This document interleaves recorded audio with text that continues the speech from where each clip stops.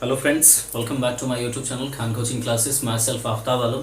दोस्तों, आज हम लोग स्टडी करेंगे क्लास 12th का एक खंड काव्य, जिस खंड काव्य का नाम है आपका त्यागपथी। दोस्तों, ये गोरखपुर ज़िले में हर साल 5 नंबर की एकदम फिक्स स्टोरी है कि इस स्टोरी से आना ही आना है। दोस्तों, इस स्टोरी से हीरो का कैरेक्टर, जिसे हम हर्षवर्धन कहते हैं, राजश्री का कैरेक्टर, कोई भी कैरेक्टर पूछ सकता है। ज़्यादातर हर्षवर्धन का पूछता है, राजश्री का पूछता है, और इसके अतिरिक्त इसका द्वितीय सर्ग या चतुर्थ सर्ग या तो प्रथम सर्ग की कहानी पूछ लेता है, या तो ऐसे पूछ लेता है कि जो त्यागपति है, त्यागपति खंड काव्य की कथा वस्तु अपने शब्दों में लिखिए। तो ये 4-5 क्वेश्चन बहुत इंपॉर्टेंट रहेंगे, और इससे एक क्वेश्चन बोर्ड एग्जाम में आपको देखने को मिलेंगे। एक नहीं दोस्तों, कई मिल जाते हैं। वैसे 2 आते हैं, दोनों के दोनों मिल जाते हैं, करना एक ही रहता है 5 नंबर का।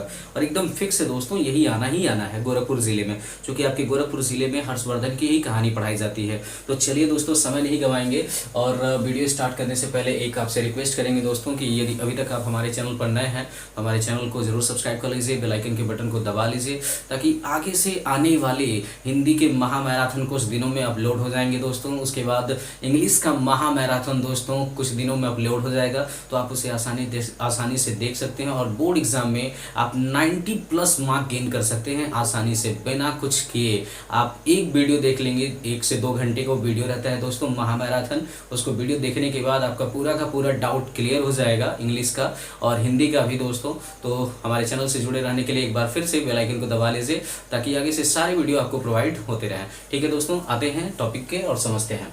देखिए दोस्तों, त्यागपथी, देखिए आप अगर इस चैनल पे पढ़े होंगे तो आपको पता होगा कि मैं कोई भी चीज़ पढ़ाने से पहले उसका कैरेक्टर बताता हूँ। तो देखिए दोस्तों, त्यागपथी क्या है, रामेश्वर शुक्ल अंचल जी ने लिखा है। और कोई भी कहानी जानने से पहले हमें जानना चाहिए कि उस कहानी में कितने लोग हैं। देखिए दोस्तों, इस कहानी में कितने लोग हैं। पहला जो कहानी का नायक हर्षवर्धन, उसका एक बड़ा भाई है राज्यवर्धन, उसकी एक बहन है राजश्री, राजश्री का एक पति है जिसका नाम है गृहवर्मन, और मालवराज कन्नौज का राजा है। गौड़ नरेश कौन है, मालवराज का सेनापति है। भंड कौन है, हर्षवर्धन का सेनापति है। आचार्य दिवाकर कौन है, ये एक साधु हैं। प्रभाकर वर्धन हर्षवर्धन के पिता हैं। यशोमती हर्षवर्धन की माँ है। दुर्गावती हर्षवर्धन की पत्नी है। भाग्यवर्धन कल्याणवर्धन इसके बेटे हैं। और अरुणाश्रवा जो है हर्षवर्धन का मंत्री है। 6 साल तक ये युद्ध लड़ता है और कौन कौन से राज्य को जीत जाता है। चलिए दोस्तों, कहानी हम लोग स्टार्ट करते हैं, और चलिए स्टार्ट ही करते हैं पहले कहानी को। और जैसे जैसे सर्ग चेंज होगा मैं वैसे वैसे आपको बताता चलूँगा। दोस्तों, ये कहानी 5 सर्गों में विभक्त है। पहला चीज़ तो कहानी आपका 5 सर्गों में विभक्त है, और जहाँ जहाँ कहानी का मोड़ आएगा वहाँ मैं आपको बताता चलूँगा कि एक सर्ग समाप्त हो गया। ठीक है दोस्तों, कहानी हमारी स्टार्ट होती है थानेश्वर से। थानेश्वर के जो राजा रहते हैं उनका नाम रहता है दोस्तों प्रभाकर वर्धन। प्रभाकर वर्धन की एक वाइफ है जिनका नाम है यशोमती। प्रभाकर वर्धन जिनका नाम है उनकी वाइफ का नाम है यशोमती। दोस्तों, आप देख सकते हैं बोर्ड पे लिखा गया है। और प्रभाकर वर्धन के 2 पुत्र हैं और एक बेटी है। तो एक पुत्र का नाम है हर्षवर्धन और दूसरे पुत्र का नाम है, अर्थात जो बड़े वाले उनका नाम है राज्यवर्धन, छोटे वाले का नाम है हर्षवर्धन। एक बहन है इनकी राजश्री। तो कहानी कुछ यूँ स्टार्ट होती है प्रथम सर्ग की दोस्तों, कि जब हर्षवर्धन जंगल में गए होते हैं शिकार खेलने, तो वहाँ पर ये क्या करते हैं, शिकार खेल रहे होते हैं। तो ये शिकार खेलने में बिजी रहते हैं। तभी एक सेनापति इनका भंडी आकर के इन्हें बताता है कि महाराज आपके पिताजी की तबीयत ज़्यादा खराब हो रही है, आपको घर तुरंत चलना पड़ेगा। हर्षवर्धन जो होते हैं वो शिकार खेलना छोड़ करके घर वापस आ जाते हैं। और इनके जो बड़े भाई रहते हैं उत्तरापथ पर हुड़ एक जाति है दोस्तों, हुड़ों से आक्रमण करने में बिजी रहते हैं, उनको परास्त करने में लगे रहते हैं। तो ये अपना शिकार खेलना छोड़ करके घर आते हैं, और जब घर आते हैं तो वास्तव में देखते हैं कि इनके पिताजी की हालत बहुत दयनीय रहती है, बहुत ज़्यादा खराब रहती है। तो अपने पिताजी को ठीक कराने का भरसक प्रयास करते हैं ताकि इनके पिताजी ठीक हो जाएं।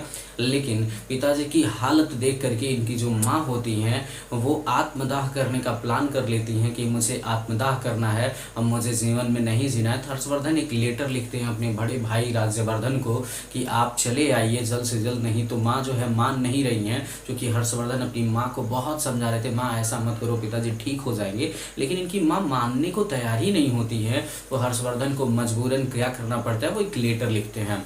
और जब ये लेटर उनको वो पढ़ते हैं तो वो उत्तरापथ पर जो हुड़ों से आक्रमण कर रहे थे वो युद्ध में विजय प्राप्त करके वापस आते हैं। और जब वो अभी रास्ते में ही रहते हैं, इधर इनके पिता की मौत से पहले इनकी माँ की मृत्यु हो जाती है, और कुछ दिनों के बाद इनकी पिता की भी मौत हो जाती है तो हर्षवर्धन बेचारे, अब इनके बड़े भाई आई नहीं होते हैं, वो रास्ते में रहते हैं, तो हर्षवर्धन करते कि अपने मम्मी और पापा का दाह संस्कार करते, अंतिम संस्कार करने के बाद यह दुखी मन से महल वापस लौट जाते हैं। यहीं पे कहानी की प्रथम सर्ग समाप्त होती है दोस्तों। आई होप, मुझे लगता है कि आपको प्रथम सर्ग क्लियर हो गया होगा, आगे से डाउट नहीं होगा।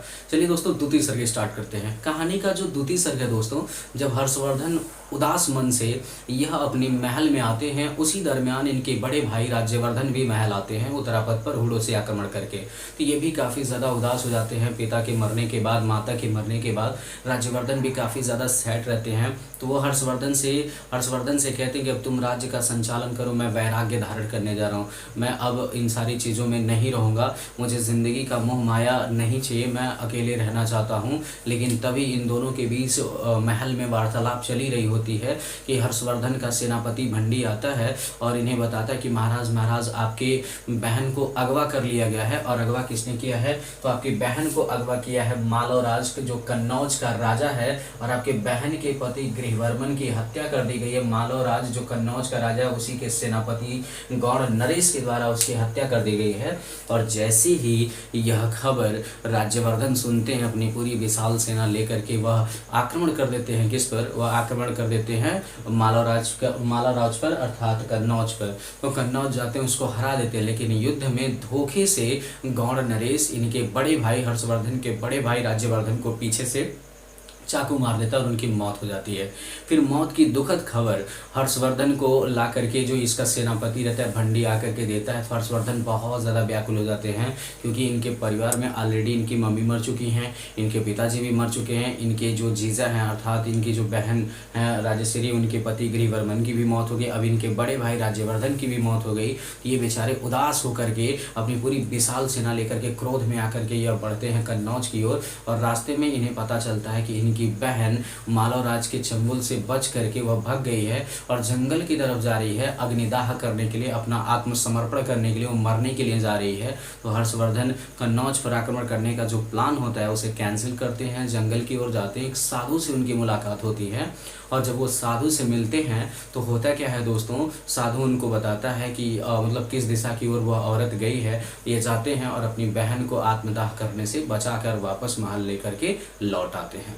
जब ये महल लेकर के लौट आ जाते हैं दोस्तों, तो यहीं पे हमारी कहानी की द्वितीय सर्ग समाप्त होती है। आई होप, मुझे लगता है कि द्वितीय सर्ग में आपको कोई टेंशन नहीं होगा।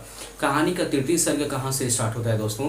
हर्षवर्धन जब दुखी मन से अपनी बहन को लेकर के लौटते हैं तो बहुत ज़्यादा व्याकुल रहते हैं और वो प्रण लेते हैं। ये कहानी का तृतीय सर्ग है। वो प्रण लेते हैं कि पूरे जीवन काल में, अर्थात जिन जिन लोगों ने मेरे भाइयों को मारा है, मेरे भाई राज्यवर्धन को मारा है, उनकी मौत निश्चित है, उनको मैं मारूंगा। तो हर्षवर्धन करते क्या है, पूरा 6 सालों तक लगातार एकदम कंटिन्यूसली युद्ध लड़ते हैं। और 6 सालों से लेकर के नर्मदा तट से लेकर के पूरा उत्तराखंड के बीच में जितने भी राज्य रहते हैं, जैसे बिहार हुआ, मिथिला हुआ, गौड़ हुआ, उत्कल हुआ, सोरठ हुआ, बल्लभ हुआ, ऐसे बहुत सारे राज्यों को जीत लेते हैं। और जीतने के बाद जिन जिन राज्यों को जीतते हैं उन्हीं राज्यों के राजाओं को राज्य सौंप देते हैं।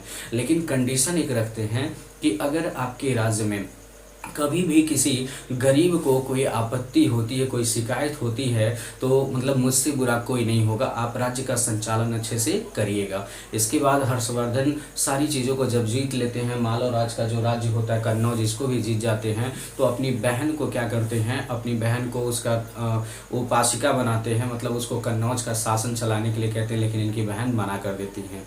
इस बीच हर्षवर्धन की शादी हो जाती है और हर्षवर्धन की शादी होती है एक औरत से, जिस औरत का नाम होता है दुर्गावती। हर्षवर्धन की शादी होती है दुर्गावती से और कुछ वर्षों के बाद इनके 2 बेटे होते हैं। एक का नाम भाग्यवर्धन रहता है और दूसरे का नाम कल्याणवर्धन होता है। तो इनके राज्य की जो नज़र थी, इनकी एक मंत्री था इनका, जिस मंत्री का नाम था दोस्तों अरुणाश्रवा। ठीक है, इनकी मंत्री का नाम था अरुणाश्रवा। इनके राज्य पर एक बुरी नज़र डालने वाला इन्हीं का मंत्री था। वो जानता था कि चूंकि हर्षवर्धन अब बूढ़े हो रहे हैं, वो जानता था कि हर्षवर्धन को तो मैं मार सकता नहीं हूँ, क्योंकि वह शक्तिशाली और हमेशा सैनिकों से घिरा रहता है। तो अगर मैं इसके बेटे को मार दूं, हर्षवर्धन कुछ दिनों के बाद जब बूढ़े हो जाएंगे, मर जाएंगे, तो ये राज्य मेरे हाथों में आ जाएगा। तो एक दिन करता क्या है वो दोस्तों, रात में इनके दोनों सोए हुए बच्चों का जो सिर होता है धड़ से अलग कर देता है तलवार से, और मारने के बाद गायब हो जाता है। तो जानते ही हैं कि मंत्री अगर गायब है और राजा के बेटों की मौत हुई है तो शक तो मंत्री पे जाएगा ही।